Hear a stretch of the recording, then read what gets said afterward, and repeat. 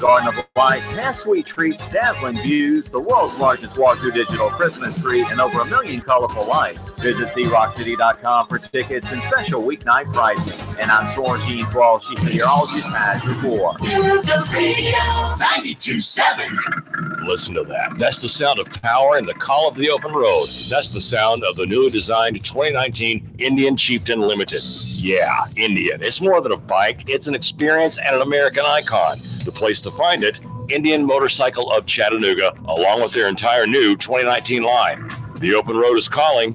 Answer the call. Go to Indian Motorcycle of Chattanooga. Just look for the sign on 153 and Nicola. Indian Motorcycle, the true American original. On Nooga Radio 92.7 First Responder Friday, we salute Squad 13 Red Shift at Station 13 in Brainerd, going over and above in the line of duty to protect and serve. Firefighter Specialist David Lynham, Firefighter Travis Burns, Lieutenant Michael Rush, and Captain Amanda Horner will be receiving our Nooga Radio prize pack. If you see Squad 13 from Station 13 in Brainerd today, tell them thank you. First responders, you can count on. When it comes to family, I leave nothing to chance, including our financial future. I go to Michael Levy. He's local, takes time to know me, and helps me plan for our future. Don't put your financial future on hold. Call Michael Levy, 779-7755. The station you hear everywhere.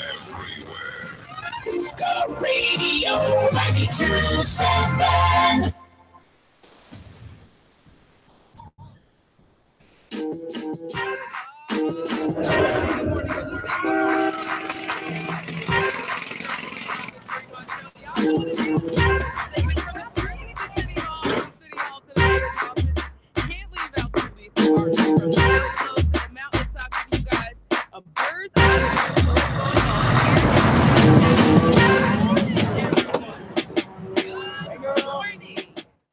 Hopefully everyone survived mountains of food yesterday. I know some people are going to be slow getting to work or slow getting up out of the bed this morning.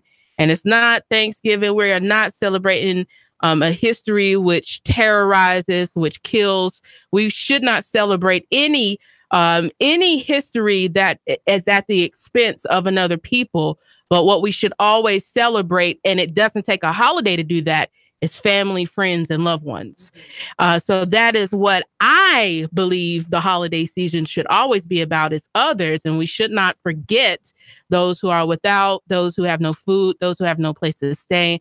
And we definitely should not celebrate a culture that is firmly against our Native American brothers and sisters who are still in existence in this country that we call America. And I am so excited when I don't have to be in the studio by myself. Y'all know Friday is usually Know Your Rights Friday, where I go over constitutional context.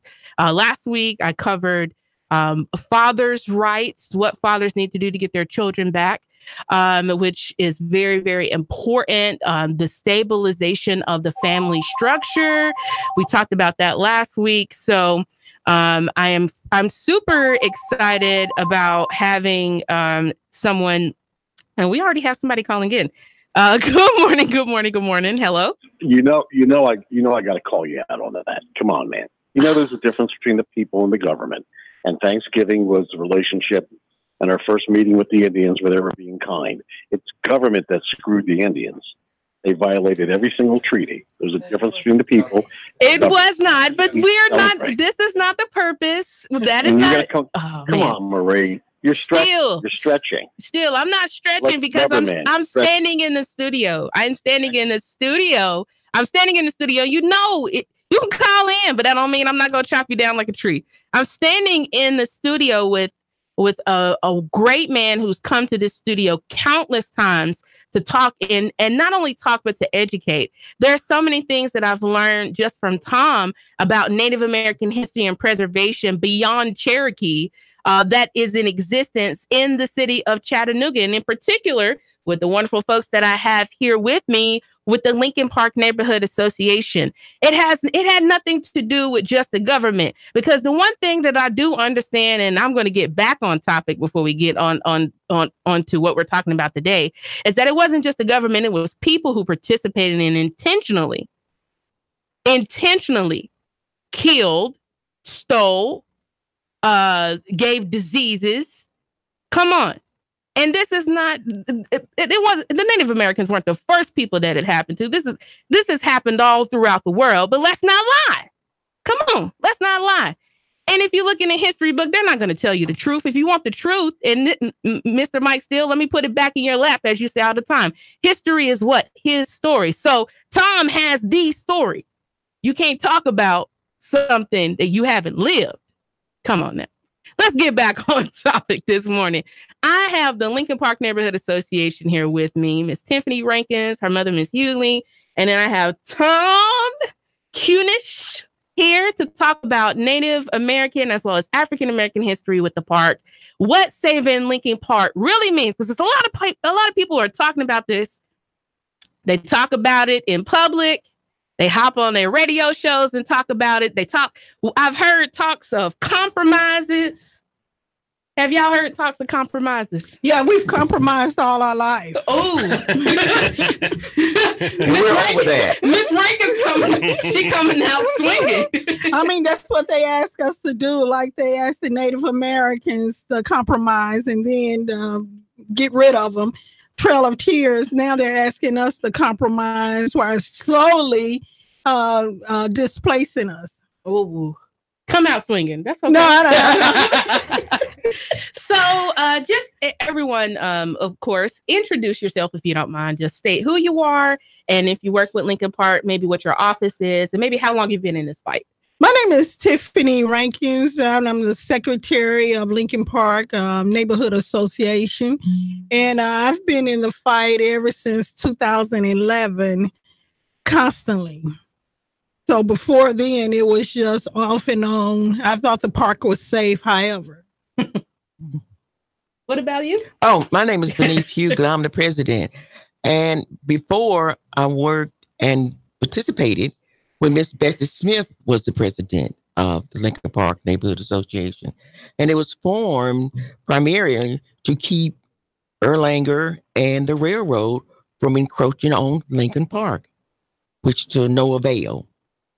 It is really, now the railroad hasn't moved one iota, but Erlanger has slowly but surely creeped in the community and taken part of the park, you know? So in that park, it was a land swap in the beginning. They swapped Lincoln Park for Old Children Hospital. They brought Children Hospital off of Glenwood Avenue and put it over at Erlanger campus. So that was a land swap. And if you notice in our history, there are a lot of land swaps. We just finding out about the land swaps. So that was a land swap with the park. They gave the park away. Before, the park was segregated. And a lot of people want to be in denial. No, it was segregation.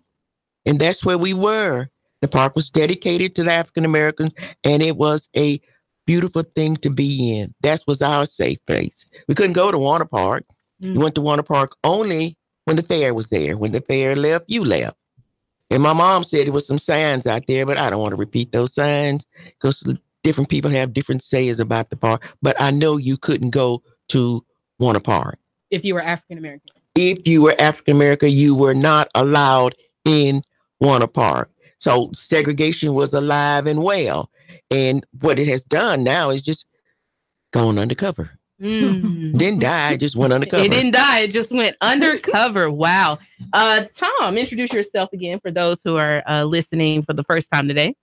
My name is Tom Kunish. I'm got involved with the Chattanooga Intertribal Association with John Anderson and Alva Crow back in 1993 when we started it. And we worked on saving Moccasin Bend and stopping Civil War amphitheaters out on Moccasin Bend and changed the mascot at UTC. And then I saw the zoning change notice over on Riverside Drive for the old Citico Mound site. And that got me into contact with Tiffany and Miss Hughley here. And so I'm supportive of Lincoln Park on the south side, and they're supportive of saving Citico Mound and Town site on the north side of Citico Creek. Amen. So I know your mom kind of jumped ahead a little bit and I'm talked sorry. about. No, it's okay. It's okay. I know this is a lived experience. How long have you guys lived in Lincoln Park? Oh, wow. I somewhat grew up in Lincoln Park and kind of moved away at maybe 10 years old or 12 years old. But my mom came back when I was in the military. And I was saying, you went back to Lincoln Park. It seems like Lincoln Park just holds on to their people. You know, you went back to Lincoln Park. I really didn't want to go, but it was my people. It was a community that looked after each other, you know? So, yeah, basically, and we've been there ever since. So for those who do not know, Lincoln Park is a neighborhood that is right in between. It's right in between, if you know where Ingle Stadium is, if you know where the railroad is, if you know where Erlanger is, right when you come over to Vidoc, it's that little neighborhood to the right. That's Lincoln Park. And so what people may not know, because it's a lot of people talking, and I really wanted everybody here to really give a lot of history and context, not only behind the history of the park, but what are they fighting for? Because I've told Miss Rankins the first time that I heard about Lincoln Park on WNOO, I only heard about $2 million. Nobody ever talked about the history. History is important because what that tells or gives someone context to is what you're fighting for. And so if people don't understand the historical context of the park, what they would be totally for are compromises because they don't know what it's worth. Well, our history has never been worth anything anyway, or we have never been worth anything. I mean, you look at the brutality with the police all the time. So brown skin has never been worth anything. But that doesn't mean for you to shut up and sit down and be quiet, you know? Yes, ma'am. Absolutely. There are a couple other kinds of worth, too. There's the financial worth, which is what I think most of the city and most of the people who call themselves developers, like Councilman Anthony Byrd, calls himself a developer. And what they want everybody to look at, including County Councilman or Commissioner Mackey, is they want to look at the financial value of the area and ignore the historical value and the cultural value. When you put that into context, it's hard to put history on one side and you could put a $100,000 value on one of those houses down there right now. And then you say, what does it matter to price this at $100,000 and then lose your part in African American history or Native American history, as the case may be? It seems like it's the same old. It's in perpetuity as far as, you know, our value didn't mean anything. Once again, our history didn't mean anything. We were always sold off to the highest bidder. So basically, it's just in perpetuity what the Native American did as far as during the slave time, the chatterley slave. Yeah, it's just, like I say, in perpetuity of the same old, same old. Absolutely. And in particular, I think it is very, very imperative for young people to understand why would, and this is something that I'm grateful that I found my way to you guys because I could learn the historical context and then hear the personal stories, which absolutely mean everything. In particular, being blessed to have come up with two grandmothers that lived in the city since the Great Depression. Yes. Who are both now deceased. And so there are those stories, those additional context, historical context that I can add to a family catalog about understanding where does the African-American person fit into not only the present day situation of this city, but really how do we need to be working towards making sure we have a future stake in this city. And with seeing that there are a lot of our elders who are passing away, who are getting older, maybe have Alzheimer's, who have lost all of their historical context, so we cannot capture anymore. It means absolutely everything for this information to really make it into the hands of the young people. Because one of the things that I've kind of noticed is that some of the people of age don't really want to fight for this and are not really helping to fight for this. And I kind of can't understand why.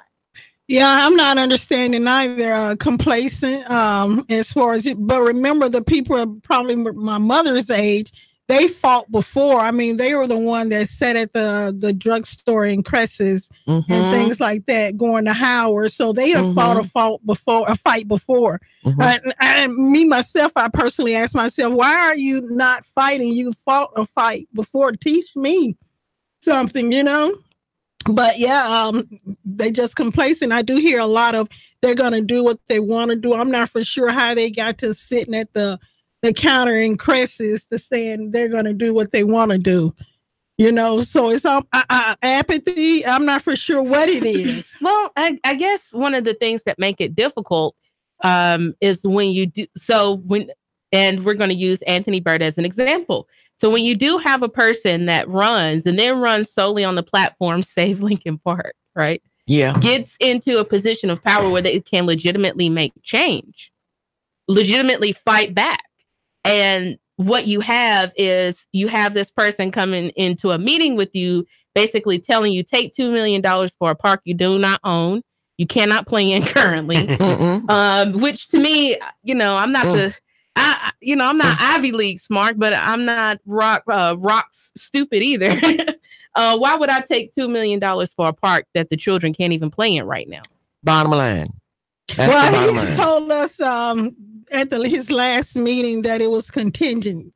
Contingent. Yeah, that's not what the mayor said. That's not what we were heard. We asked John Bridger, is this contingent as far as the park being done? As far as the road? No. But now it's contingent, of course. So for the people who do not know about Lincoln Park, what is the city trying to do with Lincoln Park, and how are you guys fighting the city to try to save Lincoln Park? Well, in 2011, it was a newspaper article that came out as far as Central Avenue Extension. Yes. And it was the main focus of hooking up to 24, Interstate 24. I was like, man.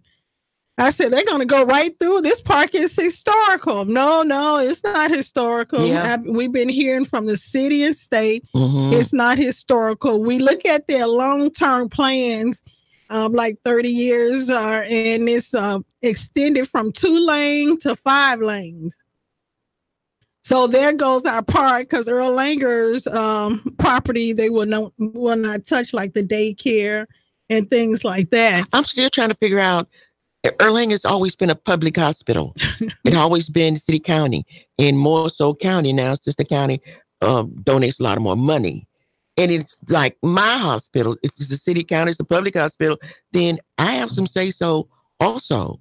So how is Erlanger owning the park?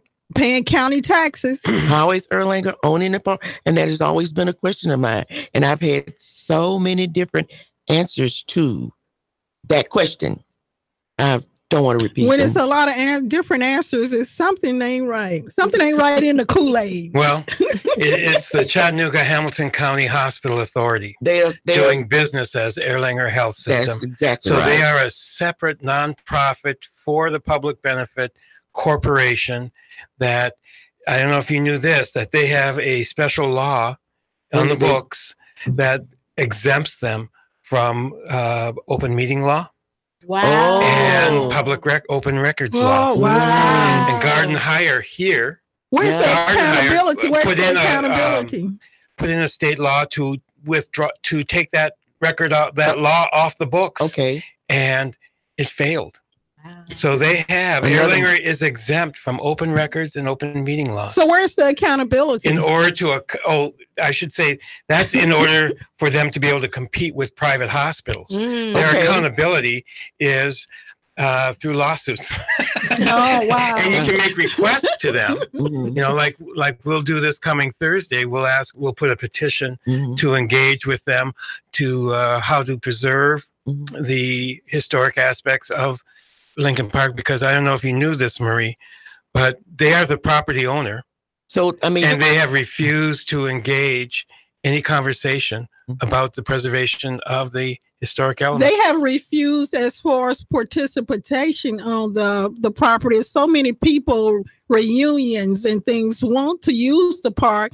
The only thing they allow is the Lincoln Park reunion every year. But anything else like Riverside wants to have a meeting over there, Howard wants to have a meeting over there, they just deny it and refuse it. I heard it was our desire for them not to have anything there. We never. Yeah, if they tell you that the community doesn't want anyone to have events over there, that's totally untrue. So continue to ask to use the park. Our neighborhood, your children can't go in the park because we were out there with students from UTC history. We were trying to talk about the history of the park, and we were escorted out. Hey, they were thrown off the park. We had to get out of the park. I mean, public park. Well, it's not a public park anymore. Tell me about it. No, so how old did Lincoln Park turn this year? 100 years. 100 years old. So you have 100-year-old neighborhood and park, and the city and the state tell you that that's not historic. Oh, yeah. Oh, yeah. And, at the meeting downtown that Councilman Byrd asked us to come to with the mayor, Donald Williams said, you brought another federal entity into this, and we were going to give you historical preservation. What they were going to give us what they wanted us to have. Always has. And always have. And I was like, no, let the federal government, since I had to bring them into it. And you kept saying, no, it's not historical. I'm just mad that Earl Langer decimated all this history over there, made parking lots. So we got 30 seconds before we end. So I just want to say sorry. This. It's okay. We got another half of the segment, and people need to stay tuned and make sure you share this if you have not shared this already, because this is important. Everyone, look, this is our history. Yes. And there is no future if you do not embrace your past. Yes. And often we are told we need to move on. We need to get over it. We need to just forget. You know what? No, I don't. I embrace the crown jewels of my future are my past. Amen. Are my past.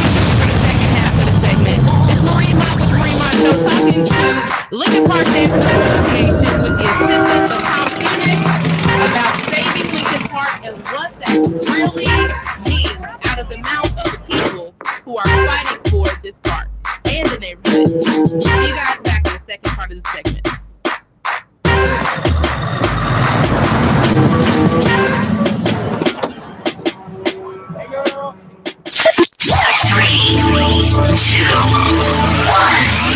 Chattanooga Radio, Digital FM 95.3 HD4, 92.7 FM's news now. The Tri-County Fire Department responding to a fire at an apartment building in Collegedale on Thanksgiving. Reports say a microwave oven burst into flames on the third floor of the apartment building. Thankfully, nobody was hurt. Definitely not the best way to start a Thanksgiving. Thousands of people turned out for the Grateful Gobbler Walk Run, the annual event Thanksgiving morning in Coolidge Park. Race co-director Betsy McCright told WTVC that all proceeds go toward the McClellan Shelter for Families, which provides meals and job training to homeless families. The yearly goal of the event is to raise more than $200,000. And Judge Barry Steelman says voter turnout was unprecedented in the midterms. Says over 130,000 people showed up to vote in Hamilton County for the early vote and over 190,000 the day of voting. Steelman said his office had a supply of extra ballots just in case the county ran out. Val St. John for Nooga Radio News Talk 92.7 Action News Now. Sean Hannity, weekday afternoons from 3 to 6 p.m. on Nooga Radio 92.7 FM. Nooga Radio 92.7. Truex Jr. is off the pace and he is headed to the pit lane. Elliott Powers around the outside. Michael McDowell pops a right front tire. Here's Martin Truex to the bottom. Blaney blocks him off too. Meanwhile, Chase Elliott went 4 wide on the back straightaway. They're side by side for the lead. Hear it live on Chattanooga's official NASCAR radio station. Nooga Radio 92.7 FM, 95.3 HD4. The voice of NASCAR. Merry Christmas. Well, let's take a look at the naughty and nice list. Well, let's see here. There's Sonny, and there's Deb, and even Eddie made the list too. Well, let's look at the naughty list. Well, there's Billy and Greg. Oh, If you think you're on the naughty list, stop by Rick Davis Gold and Diamonds and get 70% off select merchandise in the store. Rick Davis Gold and Diamonds, 5301 Brainerd Road, Chattanooga. For your small business, ending the year the right way can set you up for success come January. No need to let end-of-year panic set in. Easy Books and Taxes can help set up your books or new payroll service so that you can relax and enjoy the holiday season. With 35 years, bookkeeping, individual and business tax preparation, it's easy. With Easy Books and Taxes, you run the business, we keep the books. Call us today at 423-755-0821. Your home is a constant work in progress. Repaint the walls? Yeah, easy enough. Leaky faucet? There's a video for that. But roof repair? You might want some help. That's where Chattanooga Roofing Contractors come in. They have 3 generations of roofing excellence you can count on. Leave the ladder in the garage. Go to chatroofing.com. That's chatroofing.com for Chattanooga Roofing Contractors, a roofing company you can trust. Man, you sure you know what you're doing? Yeah, I worked with my dad on his truck all the time. Just one more bolt to go. Yeah, wrong bolt. Today's truck ain't your daddy's truck. For repairs on today's vehicles, you need Amco Transmission and Total Car Care of Chattanooga on Lee Highway. Stay on the road, not in the garage. Amco Transmission on Lee Highway. Get it done the right way. The Thompson Pet way. Yeah, I just put that anywhere. Hi, this is Scott Schrader. Tune in Saturdays for We've Got You Covered. From finance to fixtures and all things in between, when it comes to your home, we'll help steer you in the right direction. We've Got You Covered, 10 to 12 every Saturday on Nuga Radio 92.7 FM.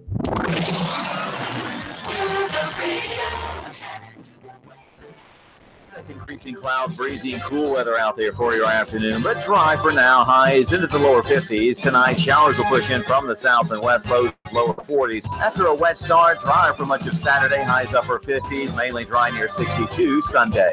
Rock City's Enchanted Garden of Lights has sweet treats, dazzling views, the world's largest walkthrough digital Christmas tree, and over 1 million colorful lights. Visit CRockCity.com for tickets and special weeknight pricing. And I'm Storm Sheen 12, She's the Meteorologist Patch Report. The radio 92.7.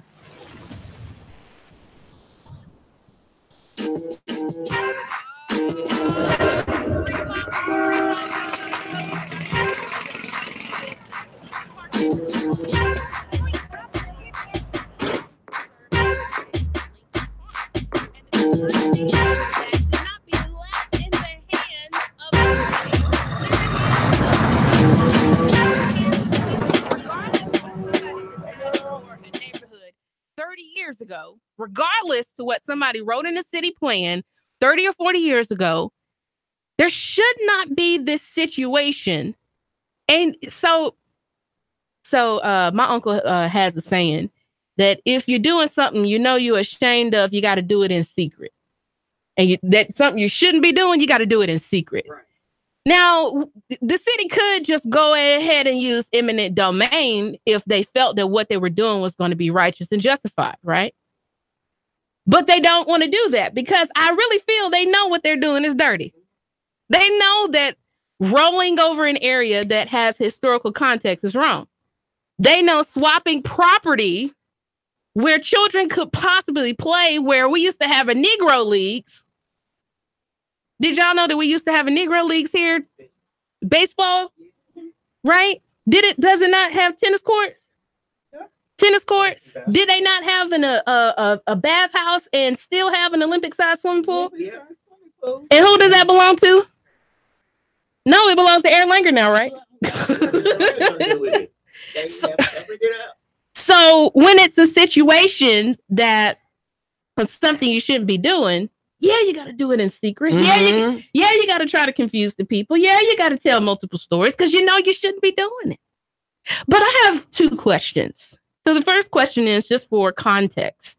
In trying to go to the city and the state to make this park historic, what is it that they're just looking for? Because I don't think it should be hard. We have 4 historic neighborhoods? Yeah. All white. We don't have one African-American historical neighborhood in a city that currently now is almost 40% African-American. Correct. So we almost have a city that's made up almost of half of African American residents, and we don't have a park, a historic park. We don't have any place where you can go and see any saved architecture or any saved artifacts. There is no place of history that we can go and learn about our African American history in African American Museum at the Bessie Smith Hall.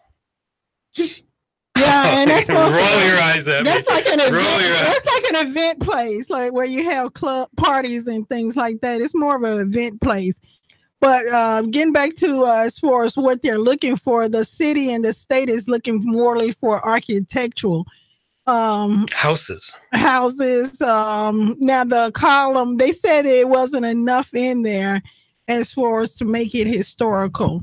However, it's another component as far as with the state also, it's what it meant to communities back then.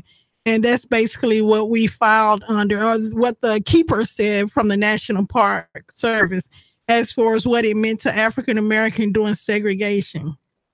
And so so again, for those who are just now listening, during the times of segregation in the city of Chattanooga, there was no place where African American people could go and enjoy, could go and play, could swim, there was no other place but Lincoln Park. And it was such a place that you guys have stated that people came from outside of the city to talk about that. Yeah, I mean, they came as far as, I'm thinking of Virginia to come down because it was a lit ballpark.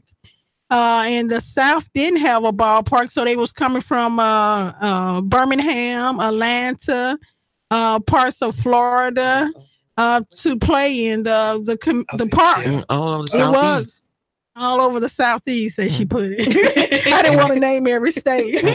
All over the Southeast. It was there. And me being older, I remember as being in the segregated school, we had our field days there. We had field our trips. Games. No. They had May Day. We had field day. Field day. And all the schools, like Archinob, 2nd District, James A. Henry, we all came to the park on like May the 31st, and we had a great big picnic.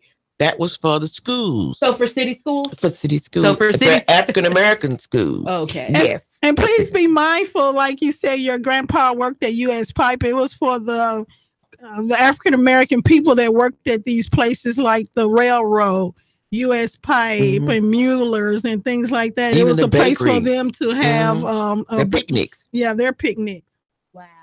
Mm-hmm. Are you guys listening? This is history, you guys. This is history. This is history. This is history. So I had a second question also for Tom, because Tom came out with the guns and stated that basically, I guess the way that I would visualize this is that Erlanger Hospital System has set up like this shell, which is a nonprofit, correct? Yeah. It is a corporation. It is a corporation that is separate from the city or the county. It is a corporation created by the city, the county, and the state, called the Chattanooga Hospital, Hamilton County Hospital Authority. You know, it's like the other businesses that the city creates in order to create, like the Industrial Property Board. Yeah. Okay. That they separate from, and they say that can own the property, but the city won't, but it's still a city agency.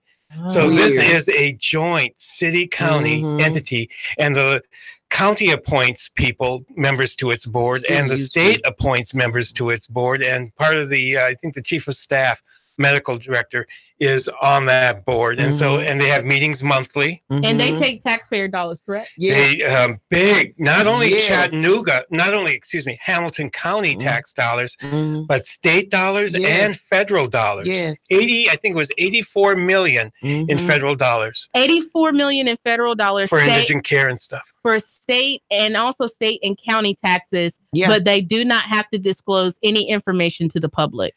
Well, they do have to if it's a court order, if like a subpoena, but it's true that they are exempt from the state open meeting and open records laws because, as they put it, Gardenhire, just a few years back, I think it's Senator Gardenhire, wanted to pass a law to take that law off the books because it is their own law to exempt public hospitals from open records and open meeting laws in order to compete with the local private hospitals. And for the folks who are listening, this is unconstitutional.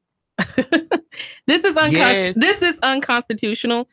You can't take taxpayer dollars. You can't take public money. No.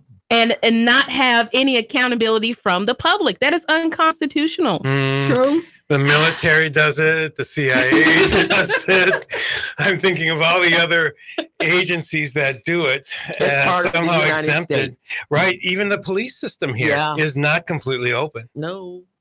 So the deliberative bodies, the legislative bodies are the city council, but even the city administration here has, you have to file a request, an open records request to get information from the city that if they haven't disclosed it. Well, at least you can do that, but with Erlanger, you can't even do that. Well, you can if you have especially if you have a lawsuit. Yeah. You can ask them. In fact, what we want to do is see the 2020 strategic plan. Yeah, we've asked him for that, and that Mr. Winnick said, I'm holding it close to my chest. Yes. I guess he still got it to his chest.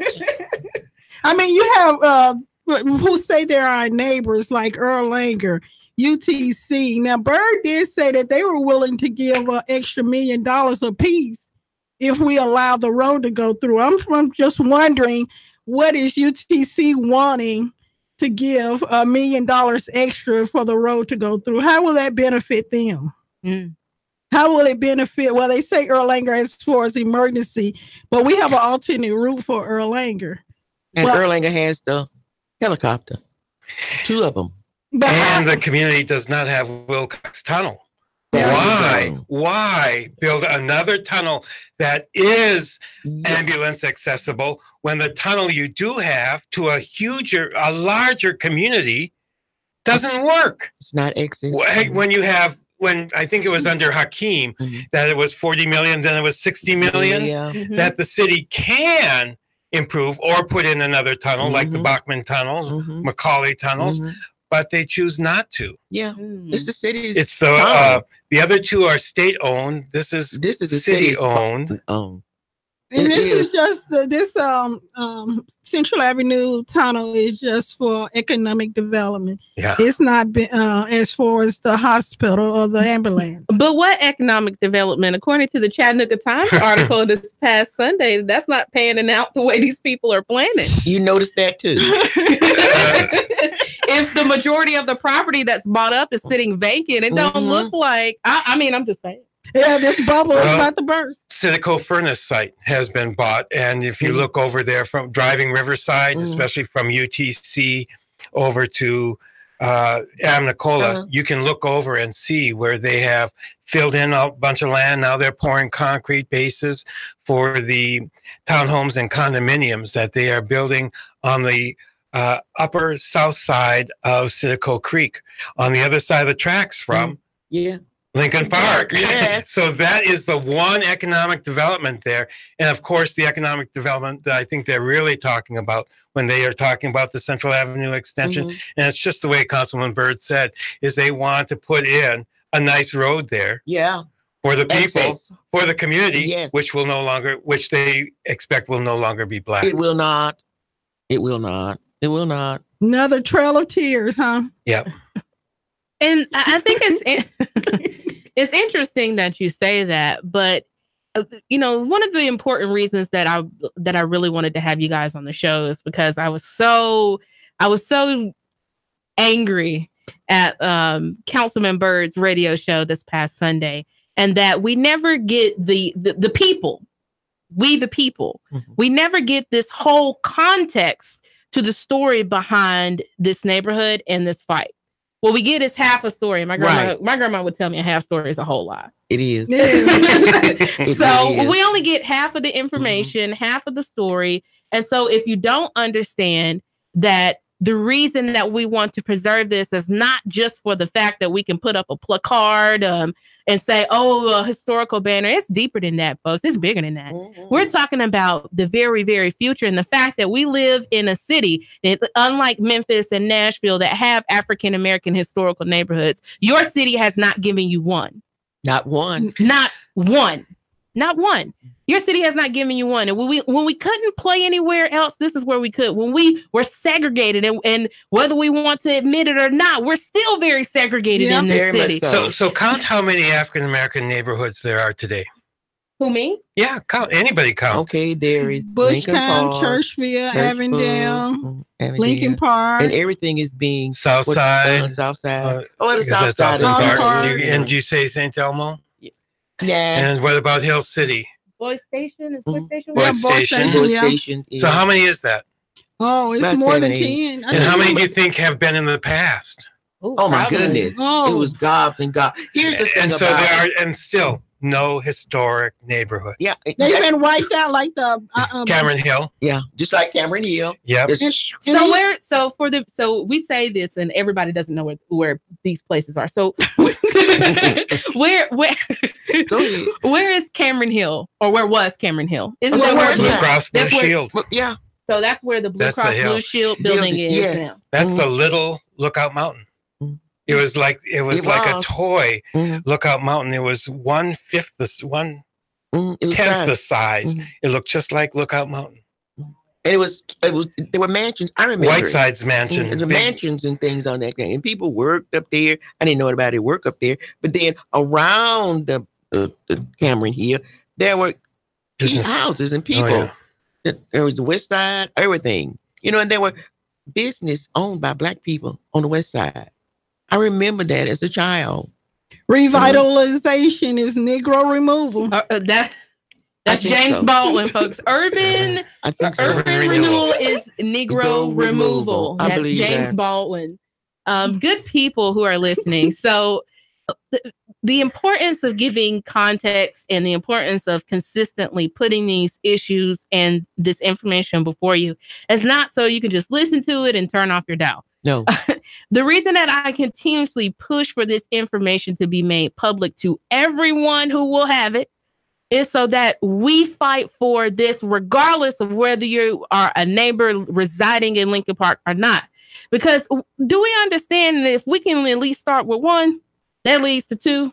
Yes. And that leads to 3? Yep. And then that leads to 4. And before you know it, there is no encroaching on our neighborhoods. So here's the thing. We can either be pushed out, which that's very much happening in a lot of spaces. Yes. Yep. We can either be pushed out, folks, or we can fight for everything that our grandparents and some of our great-grandparents fought for in this city. And when we couldn't live anywhere else, because we couldn't live in the suburbs. And if you don't believe me, you need to read The Color of Law. You need to cover The Color of Law and understand that as early as the turn of the century, it was written into laws that Black people could not buy houses in the suburbs. Right. You know what the first suburb was? Here? Burger Place. Burger Place, right behind me. And you know what was written into those contracts? Nobody. Cannot sell to Blacks. And that's interesting because next week I'm going to be covering on one of my shows. Do we need to take back our inner city schools and put them under the city school banner as we had before? And one of the things that I read from an article from 1995, and this tells a story, because if we're just now getting to a point where we can talk about Ed Johnson in a real sense, and we've had more than one person hung from the Walnut Street Bridge. We've had 4 people that were African American who were hanged in Hamilton County alone. One of the things that I read in the article while covering information for the show next week was that they put in the Chattanooga Times Free Press article that basically there was no racial discomfort or racial or segregation type history here in the city.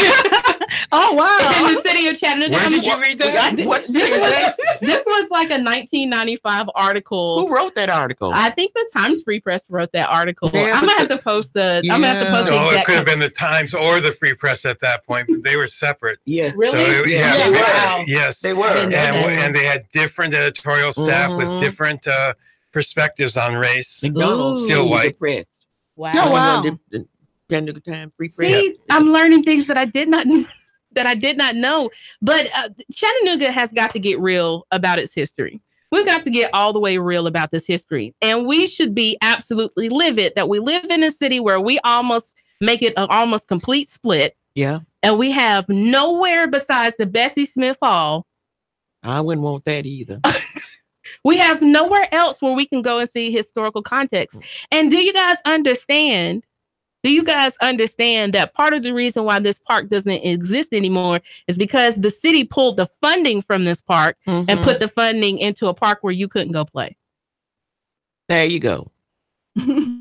So before we close out, because we only have 2 more minutes, I just want to thank you guys for coming back. You're welcome. For you guys actually coming in person. Oh, yeah.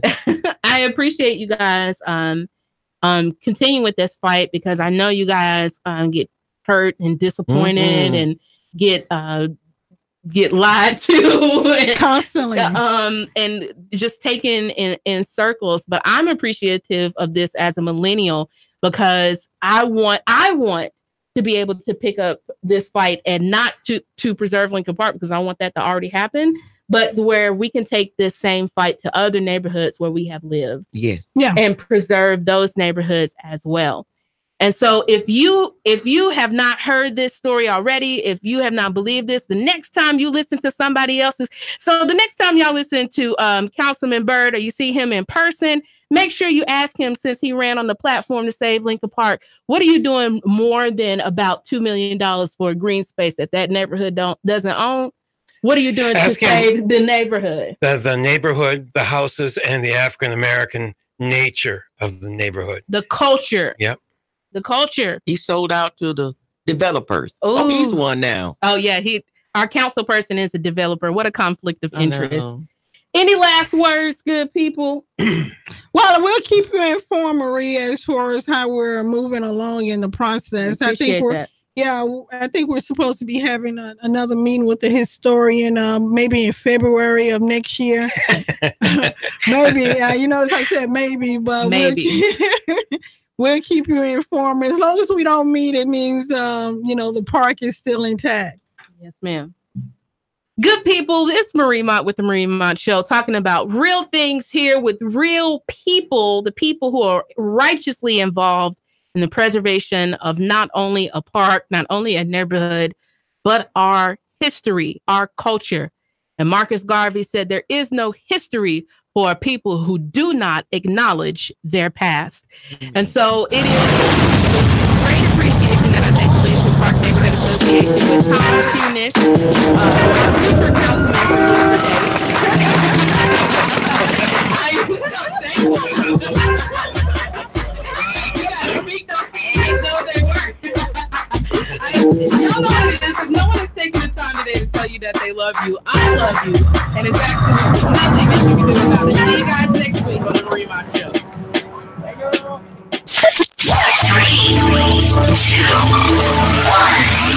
Chattanooga Radio, Digital FM 95.3 HD4, 92.7 FM's news now. The Tri-County Fire Department responding to a fire at an apartment building in Collegedale on Thanksgiving. Reports say a microwave oven burst into flames on the 3rd floor of the apartment building. Thankfully, nobody was hurt. Definitely not the best way to start a Thanksgiving. Thousands of people turned out for the Grateful Gobbler Walk Run, the annual event Thanksgiving morning in Coolidge Park. Race co-director Betsy McCray told WTVC that all proceeds go toward the McClellan Shelter for Families, which provides meals and job training to homeless families. The yearly goal of the event is to raise more than $200,000. And Judge Barry Steelman says voter turnout was unprecedented in the midterms. Says over 130,000 people showed up to vote in Hamilton County for the early vote, and over 190,000 the day of voting. Steelman said his office had a supply of extra ballots just in case the county ran out. Val St. John for Nooga Radio News Talk 92.7 Action News now. Chattanooga Morning News with Russ and Val. Weekdays from 6 to 9 a.m. on Nooga Radio, 92.7 FM.